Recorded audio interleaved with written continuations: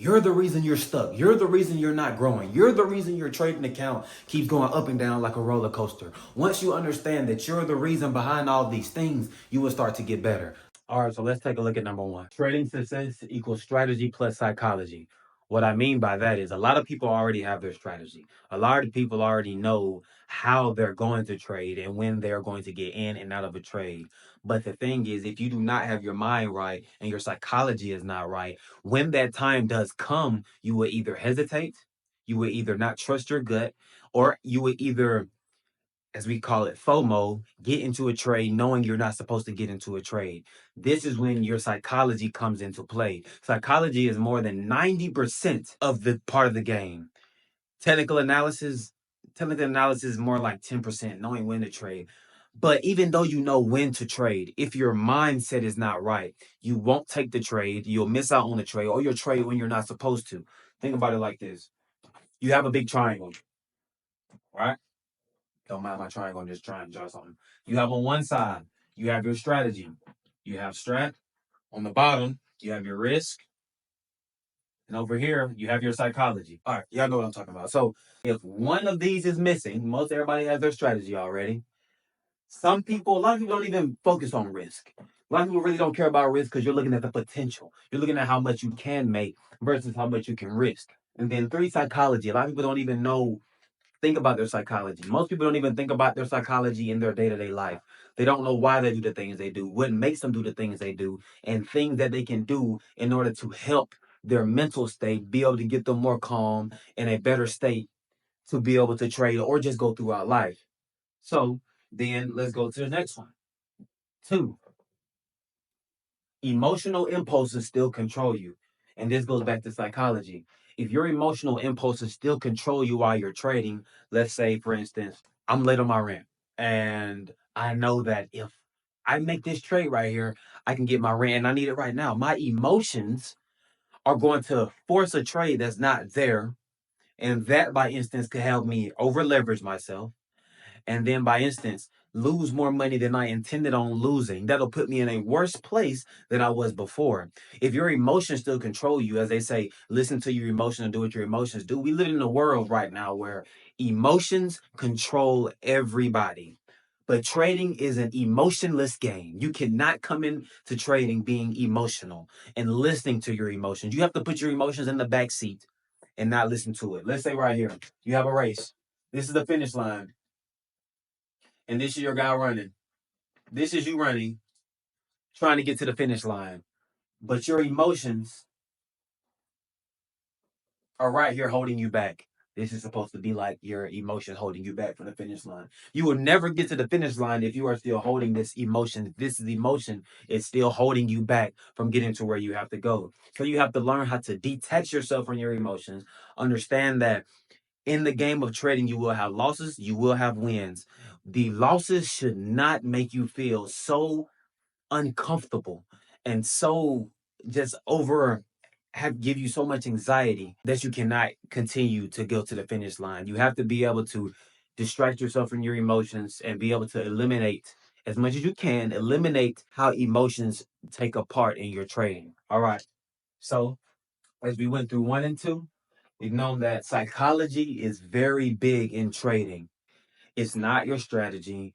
It's not when you trade or how you trade. It's really it comes down to emotions. It comes down to emotions and psychology, and that's what this channel is mostly about. So again, three, lack of trust in your strategy. If you do not trust your strategy and you do not trust that over the long run, your strategy will pay off, doesn't mean that every time your strategy goes, every time you do your strategy, every time your strategy comes up, it will be a winning trade. That's not true. Like I said, in trading, there's wins and there's losses. You have to understand that trading is a zero sum game, as they say in his book. Mark Douglas is one of my favorite books about trading. If you don't have it, go and get this. One of my favorite books about trading. He talks about how every trader can have a winning attitude in their mind, no matter what the market looks like. But other than that, what I'm saying here, lack of trust in strategy. If you don't feel like your strategy is well enough, guess what you're gonna do? You're going to go out there and look for a different strategy. You're going to strategy hop. And you're never going to be able to master one strategy and understand that every strategy has its flaws. Every strategy has its flaws. You're never going to be able, you're never going to go out there and find a strategy that you can never lose from. There's never been a trader who's ever lost.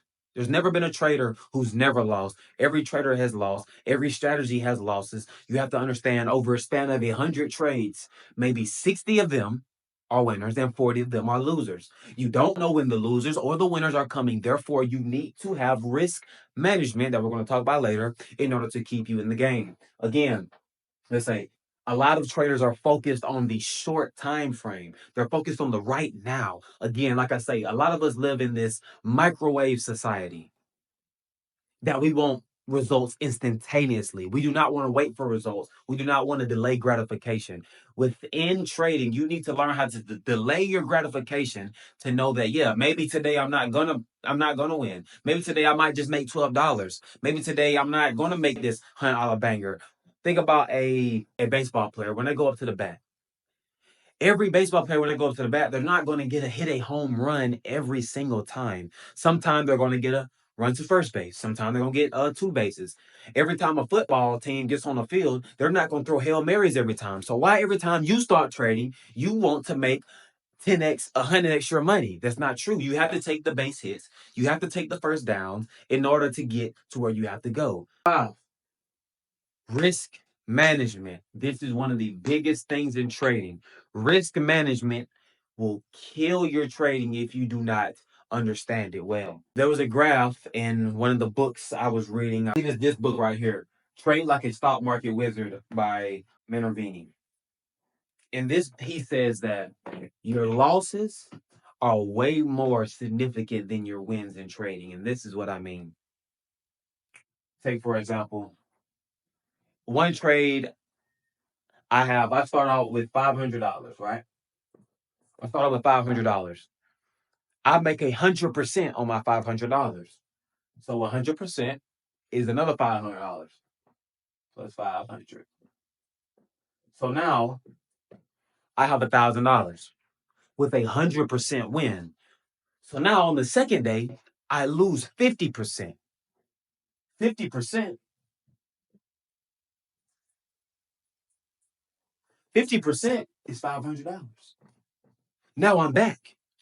It only took me 50% to get back to where I was after making 100%. And to get back to where I was, I got to make 100% again. So therefore, your losses need to be significantly smaller than your wins. Significantly smaller. It doesn't matter. Even if you got 100% and 50%, 100% and 50%. 100% win, 50% loss. 100% win, 50% loss. You're going to stay in the same place. Because losses are a lot more significant than wins. Wins can go over 100%. Losses cannot go over 100%. 100% is everything in a loss. You'll lose everything with 100% loss. And you'll only double your money with the 100% win. So again, risk management is key. Knowing that you need to accept losses, that when losses come, you need to be able to accept them, move on. The faster you accept the loss, the smaller the loss is. The smaller the loss is, the smaller that your win has to be to regain that loss back. Okay, so now let's move on to number 6. Self-sabotage, and identity. What I mean by self-sabotage and identity is that a lot of people don't believe in themselves right then. Just because you lost a prop account or you've already lost one of your accounts, you've had a tilt day, you went all the way back to zero. Okay, that's fine. Now you like to link your self-worth with your trading P&L. That is not how we need to go. That's not what you need to do, because then your brain, like I said, everything goes back to psychology. Then your brain will start to go back into your trading. One loss will start to feel like we're not good enough. we'll start to feel like, well, everything I put myself into, I'm not good enough. Why am I doing this? I'm working at XYZ company, and I think this trading goal is a lot too abstract for me. Let me just stay where I am. That is going to keep you in your spot. You have to believe in yourself before reality catches back up to you. You have to train your mental and your feeling against yourself and continue to think that way and act that way until your reality catches up with your mindset that you have going on. So again, self-sabotage is another one of the main killers of your goal and why you're stuck where you are. Once you have a loss, you start feeling like you're not enough. You feel like this goal is too abstract for you. You feel like the trader's dream and trader's reality is not you. You feel like you're just stuck in your reality. But the truth is, change starts within yourself. Change starts with what you believe you are. Change starts with your psychology. Not journaling. This is the last one I'm going to go through. Not journaling. Journaling is heavy. Journaling is essential to your growth as a trader. If you do not what you're doing wrong, if you do not know what you are doing wrong, how can you change it? How can you change it if you do not know what you're doing wrong? Tell me. I'm waiting. Once you journal, make it as quick as possible once you get out of a trade. Journal, write down why you entered, why you got out. Was it a good trade? How you felt when you entered, how you felt during the trade, and how you felt when you got out. The numbers really don't matter, how much you made, how much you lost. That really doesn't matter because at the end of the day, you're going to lose, you're going to win. But once you know that why you're getting in, why you're getting out, are you following your rules? Are you displaying emotional discipline? Are you understanding that? Are you understanding the risk? Are you accepting the risk? And are you moving forward towards the goal, towards the trader you want to be? That is when you will start to be able to grow within yourself as a trader. Again, these 7 things right here are a lot of times why you're stuck, why your trading account is not growing, why you're stuck in this same up and down like a roller coaster. You win and then you lose. You win and then you lose. You win and then you lose. If you're stuck doing that, try these things out and then comment under the video how you like about it. Subscribe for more and peace out.